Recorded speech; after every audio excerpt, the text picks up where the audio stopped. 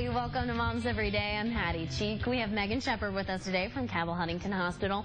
And you know what? It's all about food allergies today, so that's what we're going to be talking about. You know, when it comes to food allergies, just explain what they are, first of all. Okay, no, that's a great question. There was a study that came out by the American College of Allergy, Asthma, and Immunology actually yesterday that said up to 50% of Americans really don't understand food allergy or know what it is. All right, so it's a good question then, really, because obviously half of us don't know. Exactly. So what's going on? So with food allergy, it's what occurs when your body inappropriately recognizes a food as something dangerous. Okay. And there are actually multiple different kinds of food allergy. The most common one is the anaphylactic type of food allergy. So if you are exposed to a food to which you're allergic, you have symptoms such as hives, swelling, you can have problems keeping your blood pressure up or problems breathing, and that's the main one that comes with the risk of dying. Okay, that's the one that comes with the risk of dying. That's the main one that people experience as well. Yes. So food allergies can be extremely dangerous, it sounds. Yes, they can. All right, and when it comes to, you know, figuring this out, I couldn't even imagine having a baby and then starting to give them different foods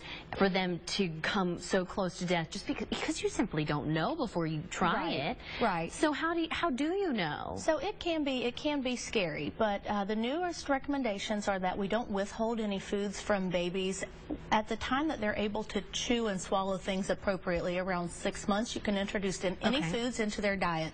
Obviously, like I said, they have to be able to mechanically. So a peanut is not safe, but peanut butter at that age would be okay if mixed with other things to make it soft. The way we actually determine food allergy is number one, based on history, and we can also perform different kinds of testing.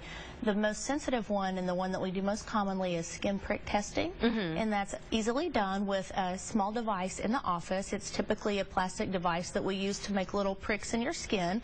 Don't be scared. There's no blood or pain. It's just a little bit itchy. The aftermath might not be too pretty, I've heard. Right. For about 20 minutes, you have some areas that swell up like mosquito bites, and that lets us know if you are actually allergic or not. Right, which is the whole point. Exactly.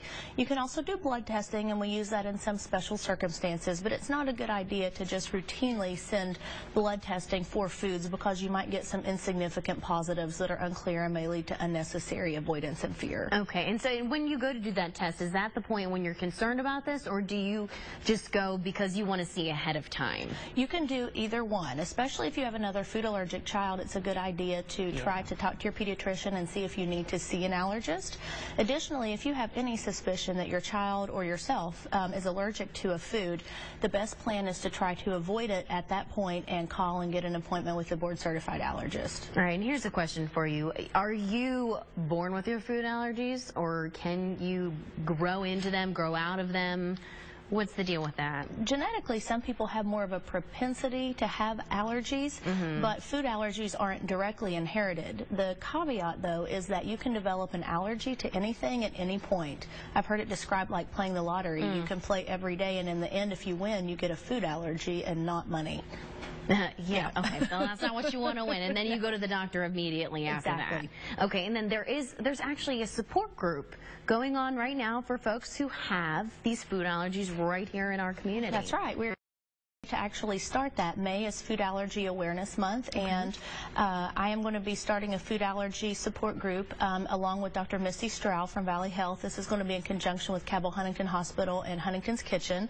We're going to be meeting with families and patients who have food allergies if they would like to come and talk about what's going on in their lives, how they deal with it. The number one issue that we're going to tackle is the stress that's in the lives of these patients. If you could imagine having a child that's allergic and sending them out into the world every day, worrying that they may come into contact with a normal substance that has the ability to kill them. Absolutely. I've done stories with families right here from our region who deal with that very same thing, and it's the entire family, including their young children. Exactly. The siblings, they even have to help to keep the child away from their triggers, away from their allergy, and it's not easy to stay away from different foods. It's hard to imagine what's in our food every single time we go go to eat. So definitely an interesting idea there. You said that starts in May. Yes, we're going to be doing it in late May. Late May, okay, so late May, and they can give you a call if they want to get involved with that? Yes, that is perfectly fine. Our office is 304-691-1300. They can call anytime and ask about that. All right, very good. If you need any more info, you know where to go. Just head to our website.